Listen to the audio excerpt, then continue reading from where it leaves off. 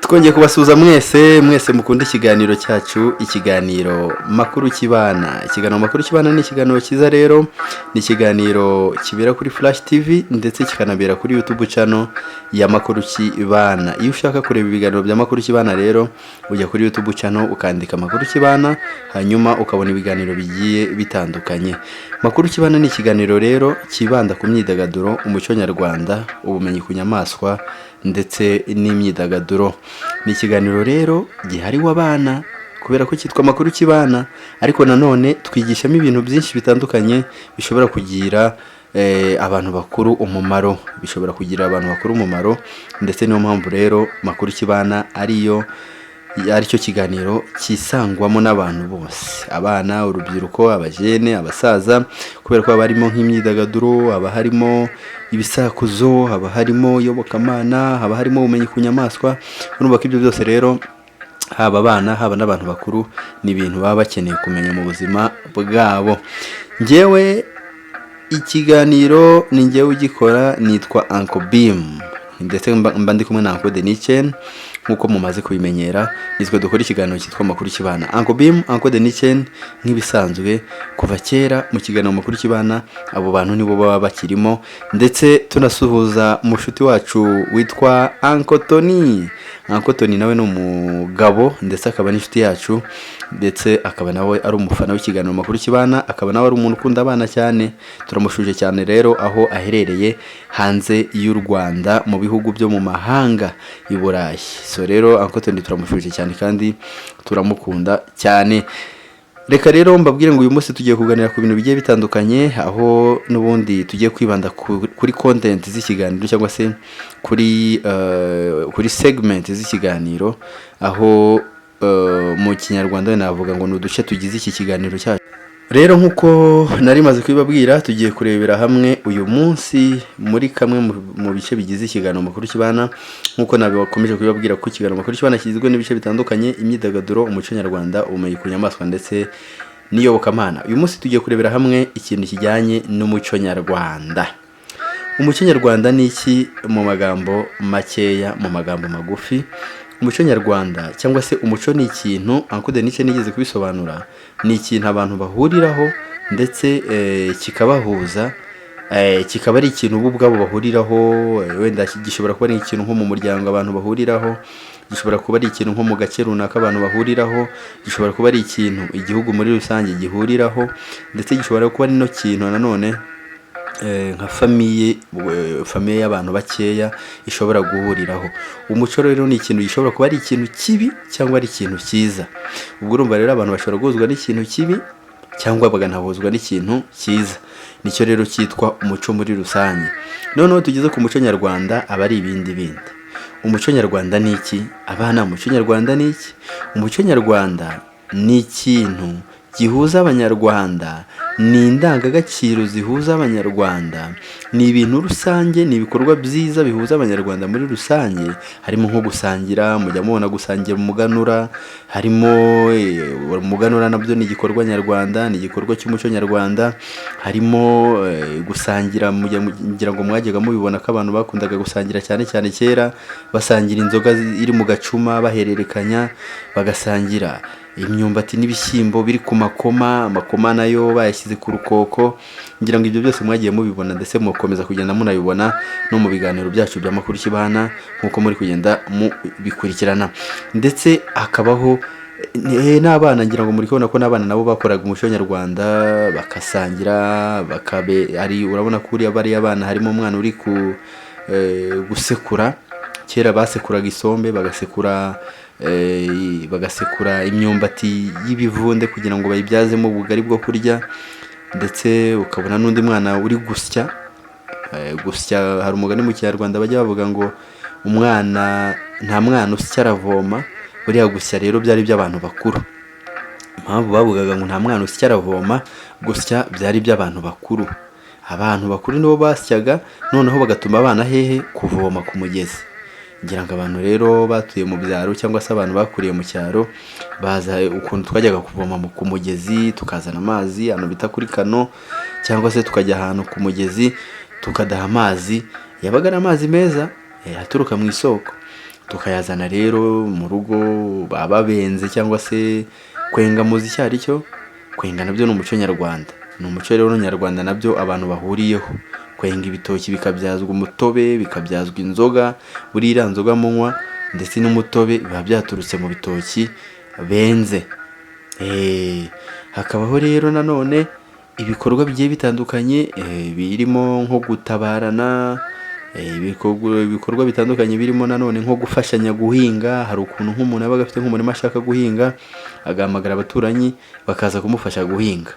Icyo nacyo ni igikorwa rero cyo kiranga umuco nyarwanda. Bivuze ngo rero mu kinyarwanda cyangwa se mu magambo make, umuco noneho umuco nyarwanda ni ibikorwa abanyarwanda bahuriraho cyangwa bahuriragaho rusange, bigatuma bahuzwa n'ibyo, ni ukuvuga ngo bagahuzwa n'ibyo bikorwa bigatuma bahuza n'umuco, bakagira ibyo bahuriraho, bakagira ibyo bumvikanaho, bakagira ibyo baganiraho, ndetse bigatuma banagirirana urukundo. Buriya iyo abantu bafashanyaga, mujya mubibona niyo abantu bafashanyije muri iyi minsi ndetse no muri iki gihe, bituma bagira urukundo, bagakundana, bakagirana ubusabane n'ibiki byose. Reka noneho mbabwire ko n'umuco nyarwanda habamo igikorwa cy'umuganda. Umuganda murawuzi? Umuganda ni igikorwa kibaho buri wa gatandatu wa nyuma w'ukwezi mu gihugu cyacu cy'u Rwanda. Uwo muganda rero uhurirwamo n'abantu bose, guhera ku muyobozi mukuru w'igihugu cyacu, ndetse turamushimira ko yabashije gushyiraho icyo gikorwa kugira ngo abanyarwanda bajye bagihuriramo. Mujya mubibona ko abanyarwanda bahuriye muri icyo gikorwa, iyo bafite ibibazo babiganiraho, iyo igikorwa cy'umuganda kirangiye, ndetse bigakemurwa. Bikemurwa n'abayobozi baba bitabiriye umuganda, bigakemurwa ndetse n'abandi benshi baba bari aho ngaho, ndetse n'abantu ubwabo bakiyunga iyo baba bafitanye ikibazo. Umuco nyarwanda rero urumva ko harimo n'iki, no kuba abantu bahuzwa n'umuganda. Nacyo ni igikorwa rusange rero gihuza abanyarwanda, gituma kigaruka mu muco, kigatuma umuco nyarwanda rero ukomeza kugira gute, kwaguka. Rero dukomeza, ngewe nitwa Nkubimu nk'uko mumaze kubimenyera nabibabwiye, dukomeza turebera hamwe umuco nyarwanda icyo ari cyo, ndetse tunarebera hamwe icyo tugiye kureba mu bijyanye n'umuco nyarwanda uyu munsi. Mwabana mwe rero, namwe bantu bakuru, namwe babyeyi bacu, ndetse namwe mukurikiranye ikiganiro Makuru Kibana, umuco nyarwanda uragutse cyane, ni munini. Kuko iyo tuvuze umuco nyarwanda, muri ubwo busabane bwose, hari igihe abana bataramanaga n'ababyeyi, ugasanga abana bataramye bicaye nko ku mashyiga bari batetse, bakaganira n'ababyeyi babo. Hari igihe abana bataramanaga n'ababigisha, hari igihe abana bataramaga na bagenzi babo bagaca imigani n'ibisakuzo, ndetse bagataramana na ba nyogokuru iyo babaga babasuye bagasakuza, abanyogokuru bakabacira imigani ndetse bakanababwira n'inkuru zose. Ngira ngo abana muzi inkuru abanyogokuru baduciraga, ndetse na ba sogokuru, inkuru zirimo za Maritete, Nyiramaritete yo namukubitirako namwicirako yo Nyiramaritete yo. Abana ngira ngo uwo mugani murawibuka wa Nyiramaritete? Njyewe ndawibuka, nyogokuru yarawunciraga cyane iyo nabaga namusuye. Ubwo twabaga twicaye ku kirago. Ikirago murakizi? Ikirago rero twakitiranya n'iki, n'umukeka w'iki gihe. Ikirago bafataga ibyatsi bita babyita ibisuna nimba nibuka neza. Ibyo byatsi bamara kubifata rero bakagenda, byabaga ari ibyatsi birebire ndetse bisa icyatsi, bakagenda bakabifata bikuma, bakashyira ahantu ku zuba ku buryo byuma, byamara kuma bakabibohamo ikirago. Ibyo byatsi rero byabaga bikomeye. Iyo bajyaga kuboha ikirago rero hari abakoreshaga ibirere murabizi. Ibirere ni ibyatsi biba byumye birebire bigaragara ku nsina. Insina murayizi, insina ni ziriya zivaho ibitoki turya, ibitoki dushyiramo tukabyenga tukabinywamo umutobe n'inzoga, ibitoki duteka tukarya, ibitoki bivamo imineke. Ubwo rero bafataga ibyo birere byabaga ku bitoki, bakabyumisha bakabifunganya neza, bakagira gute, bakaboha ibirago. Ndetse ibyo birago bakabyicaraho, bakabiryamaho, ndetse bikaba uburiri bwa kinyarwanda. bivuze ngo ikirago nacyo rero kiri mu muco nyarwanda nk'uko muri kubibona mu mashusho. Ikirago murabona ko giteretseho agacuma, ndetse murabona n'ikindi kirago giteretseho imbehe. Turaza kugenda tureba nanone izo mbehe n'ako gacuma ibyo bisobanura iki. Nizere ko mwabana mwe rero mukurikiye, ndetse n'ababyeyi banyu nizere ko bakurikiye. Dukomeza kugenda tureba rero ibigize umuco nyarwanda, muri bimwe bigize umuco nyarwanda, kuko umuco nyarwanda ni munini cyane. Ese bana banjye ndetse namwe babyeyi banjye, ndababaza ikibazo: ese umuco nyarwanda wazanywe nande? Ese umuco nyarwanda mubona umaze iki? Ese ni akahe kamaro cyangwa agaciro kagaragazwa n'umuco nyarwanda? Ese umuco nyarwanda hari ikintu ufasha abaturage bo mu Rwanda? Hari ikintu ufasha abana batoya? Hari ikintu ufasha abayobozi? Ese umuco nyarwanda utugaragaza gute nk'abanyarwanda hagati y'abanyamahanga? Murabizi abantu bo baje kudusura, abanyamahanga, abazungu n'abandi benshi, iyo baje ikintu cya mbere babona ni umuco nyarwanda. Reka mbibutse ko umuco ni ikintu kidahurirwaho n'ibihugu byose, kubera ko umuco, buri gihugu cyose kigira umuco wacyo. Mu kinyarwanda cyiza baravuga ngo buri gahugu kose n'umuco wako, ndetse bakongera bakavuga ngo agahugu katagira umuco kagira gute? Karacika. Bivuze ngo natwe rero dufite umuco wacu nk'abanyarwanda. Uburundi bufite umuco wabwo nk'Uburundi, Kongo ifite umuco wayo nka Kongo, Amerika ifite umuco wayo nka Amerika, Ubwongereza bufite umuco wayo nk'Ubwongereza, ndetse n'ibindi bihugu byinshi. Ariko rero turi kureba umuco wacu nyarwanda, kubera ko twese turi abanyarwanda kandi dukunda igihugu cyacu cy'u Rwanda. Reka dukomeze rero. Ubwo rero bafataga nyine ibyo birere bakaboha ikirago, usibye ko hari n'abandi bafataga indodo zo ku mifuka. Imifuka murayizi? Iyi mifuka, iyi ngiyi isanzwe izamo imiceri, ya miceri murya, abana bakunda kurya imiceri, nanjye nkunda kurya umuceri. Reba ya mifuka rero izamo imiceri, barayifataga, urabona ziriya ndodo zayo bakazidodora, barangiza bakagira gute? Bakaboha ikirago.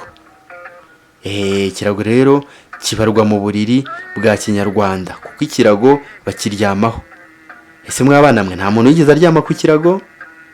Uncle Denise yatubwiye ko yaryamye ku kirago. Nanjye nakiryamyeho, nagiye gusura mukecuru wanjye. Ngira ngo rero nk'uko muri gukomeza kugenda mureba ayo mashusho, ni ibice bigize iki? Umuco nyarwanda. Ibyo ni bimwe mu bikoresho byakoreshwaga kera mu muco nyarwanda. Murimo kugenda mubibona? Abana rero barakurikiye, nicyo mbakundira. Kandi abana bakurikira baratsinda mu ishuri. Abana iyo muri kwiga mu ishuri mujya mwiga n'umuco nyarwanda? Yego. Mwarimu ajya bigisha ukuntu Bakame yari akanyamaswa kagira ubwenge, kari kazi guhogera inzoga iryoshye. Reka dukomeze rero. Hanyuma rero turacyari kureba muri bimwe bigize umuco nyarwanda. Umuco nyarwanda twabonye ko ari umuco duhuriyeho nk'abanyarwanda, utuma duhurira hamwe, twaba dufitanye ibibazo tukabikemura, twaba dufitanye ibyiza tukabisangira, ndetse tukabasha guhura twese hamwe, yaba abayobozi ndetse n'abanyarwanda bose muri rusange. Twaje gusanga mu muco nyarwanda harimo nk'ibihe bike? Ninde wambwira se nk'ibintu bike bigize umuco nyarwanda cyangwa se biranga umuco nyarwanda? Twabonye ko mu biranga umuco nyarwanda harimo umuganda, harimo gusangira inzoga, harimo ubukwe. Ubukwe nabwo ni umuco nyarwanda. Mujya mubona mu bukwe ko hazamo abantu benshi, abasaza, abakuru ndetse n'abatoya. Buriya rero ubukwe nabwo ni iki? Ni umuco nyarwanda.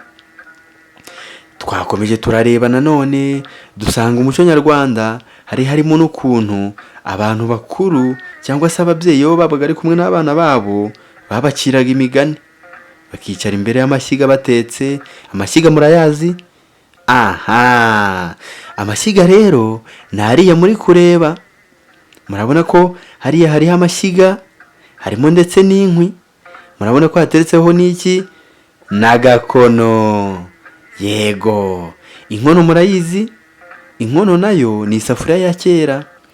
Ni isafuriya ya kera bafataga ibyondo byumye, byabaga ari ibyondo bisanzwe, barangiza bakabibumbabumbamo inkono, bakabumbabumba akantu kameze nk'agasafuriya, bakazajya batekamo ibiryo biryoshye shaho. Nabiriho numva biraryoshye, nagiye gusura mukecuru. Barangiza ako gakono rero bakagatereka ku zuba kakuma. Ngira ngo muri kubona uko agakono gateretse ahantu. Kariya rero ni agakono, ariko impamvu muri kubona kanduye gasa umukara, inkono yo bayibumbye ntabwo iza usa umukara, ahubwo isa nk'igitaka, kubera ko baba bayibumbye mu byondo. Ahubwo impamvu isa umukara, baba bayiteretse ko hariya amashyiga. Muri kubona ko amashyiga harimo inkwi, kandi amashyiga iyo bacanyemo inkwi haza umwotsi, kandi umwotsi iyo ugiye ku isafuriya cyangwa se ku nkono ihinduka umukara, kubera ko umwotsi uzana ibicu by'umukara.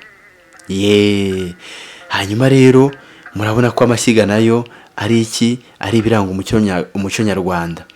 Niyo mpamvu rero ababyeyi ba kera ndetse n'abubu ngubu bamwe na bamwe, iyo bakora umuco nyarwanda bicarana n'abana babo imbere y'amashyiga, bacanye, batetse, bari gusangira cyangwa se bategereje ko ibiryo bishya.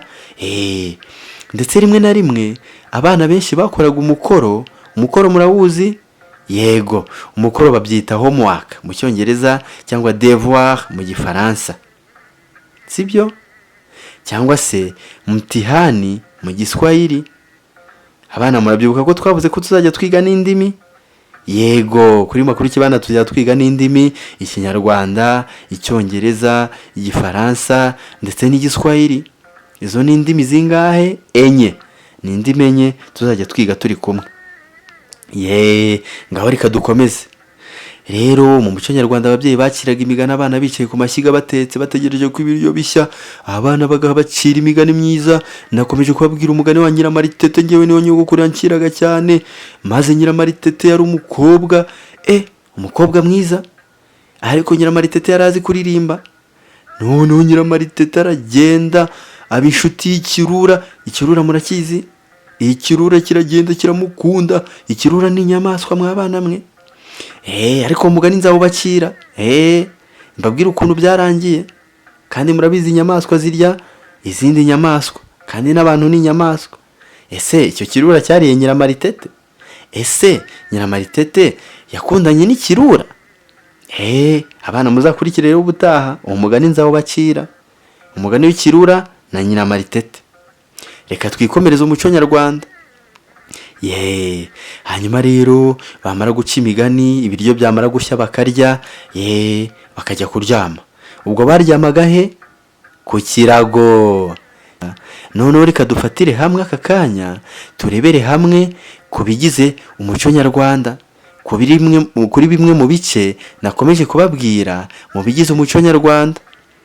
Abana nababwiye inkono. Inkono ni iki? Inkono ni ikintu kimeze nk'isafuriya y'ubu ngubu babumbaga kera mu byondo, bamara kukibumba bakagitereka ku zuba kikuma, cyamara kuma bakazajya bagitekamo ibiryo, ndetse bakagishigishamo n'igikoma, ndetse bakagisongamo n'ubugari, batekagamo n'inyama. Inkono rero yabaga ari isafuriya yabaga imeze nk'isafuriya y'ubu ngubu, ariko yabaga ikoze mu ki? Mu byondo. Mu gihe isafuriya y'ubu ngubu iba ikoze mu byuma. Inkono rero iyo yikubitaga hasi, kubera ko itabaga ikomeye ikoze mu byondo, yahitaga imeneka. Inkono yahitaga imeneka rero, ndetse bagashaka kuntu bakora iyindi mu byondo. Ariko nanone hari ikindi kintu bitaga ikibindi. Ikibindi murakizi? Ikibindi nacyo ni ikintu kinini cyajyaga kumera nk'isafuriya, cyangwa se cyajyaga kumera nk'inkono, ariko cyo cyabaga ari kinini cyane. Ubwo ikibindi murambaza ngo cyajyagamo iki?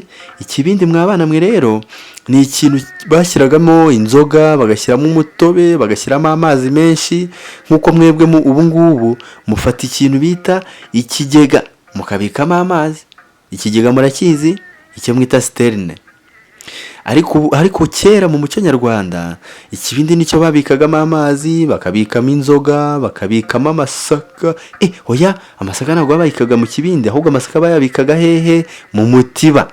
Umutiba murawuzi? Umutiba niwo babikagamo amasaka, bakabikamo n'ibigori, bakabikamo n'ibishyimbo, n'ingano, byose. Ariko ikibindi bashyiragamo ibintu by'amazi. Ubwo harimo umutobe, harimo inzoga, harimo ndetse n'amazi. mwabana mwire ku ifoto ya kabiri murabona ko hari iki? Isekuru. Isekuru murayizi? Isekuru ni ikintu babazaga mu giti, ndetse n'abana bize kera muri primaire barabizi. Mu mashuri abanza twabazaga isekuru. Twabazaga isekuru, abarimu bakaduha amanota mu byo twitaga travail manuel cyangwa se ibikorwa rusange. Icyo gihe abarimu bashakaga kumenya nimba tuzi gukora imyuga, ndetse niba twamenya no gukora ibintu bitandukanye nk'imyuko, imidaho, ndetse n'iki n'amasekuru. Isekuru rero murabona ko harimo n'umuhini, bigaragara ko ari isekuru bifashishaga bari kugira gute? Bari gusekura imboga, isombe, ibivunde by'imyumbati kugira ngo bakore ubugari. Mu gihe ubu ngubu bakoresha ibyuma bigezweho bya kizungu, ariko kera ntabwo ibyo byuma byabagaho. Mu muco nyarwanda gusekura isombe cyangwa gusekura ibivunde cyangwa imyumbati bakoreshaga isekuru n'umuhini muri kureba. Reka dukomeze n'ifoto ya gatatu. Ifoto ya gatatu mwabana mwe rero ntabwo ndayitindaho, naye basobanuriye. Ifoto ya gatatu ni hariya, murabona ko ari amashyiga ndetse ateretsemo n'inkono. Bigaragara ko ari amashyiga ari abantu ba kera mu muco nyarwanda babaga batetse. Ngira ngo ku ruhande murabonaho n'akabiriti kagaragaza ko bacanaga umuriro ku mashyiga, barangiza bagaterekaho inkono bagateka ibiryo biryoshye. Reka dukomeze n'ifoto ya kangahe? Ikurikira. Ifoto ikurikira nababwiye ko ari ikirago. Ikirago kiriho iki? Imbehe. Kiriya kirago kiriho imbehe. Imbehe rero ni ikintu babazaga mu biti cyitwaga isahani y'ubu ngubu. Imbehe mu muco nyarwanda niyo twariragaho amasahani atari yaza, ndetse tukananyweraho n'isosi, ndetse tukananyweraho n'igikoma. Iriya rero bayita imbehe. Murabona ko bayiteretse kuki? Ku kirago. Kirago nababwiye ukuntu bakidodaga mu bintu by'ibyatsi byumye, ndetse bakagishyiraho n'indodo z'imifuka, ngira ngo muri kubibona. Ifoto ikurikira rero mwabana mwe ni ikiraro kirimo inka. Mu muco nyarwanda abantu turorora, abanyarwanda barorora, ndetse no mu muco nyarwanda korora ni ibintu byiza. Korora inka, intama, ihene n'ibindi byinshi. Murabona ko rero hariya ni ikiraro kirimo iki? Inka. Iyo bororaga rero bubakaga ibiraro kugira ngo bashyiremo amatungo. Yego, amatungo ntabwo yabaga mu nzu z'abantu, ahubwo bayubakiraga ibiraro hanze. Murabona rero ko kiri ari ikiraro bubakiye inka kugira ngo ibemo. Dukomeze n'ifoto ikurikira mwabana mwe nayibabwiye kare. Ahangaha ni iki? Nababwiraga ko rero iki ngiki ari igicuma giteretse kuki? Ku kirago. Nababwiye ukuntu babohaga. Yego, iki ni igicuma kirimo n'agaheha.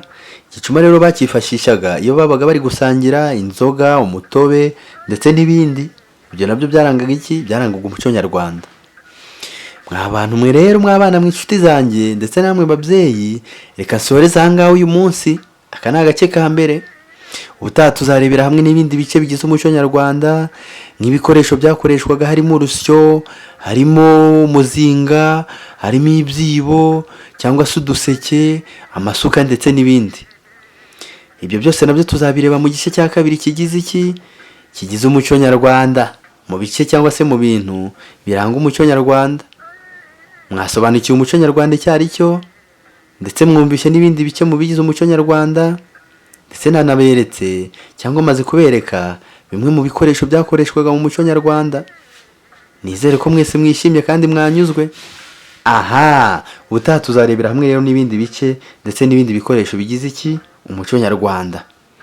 Mwakoze rero, njye nitwa Uncle Bim, ikiganiro cyitwa Amakuru Kibana.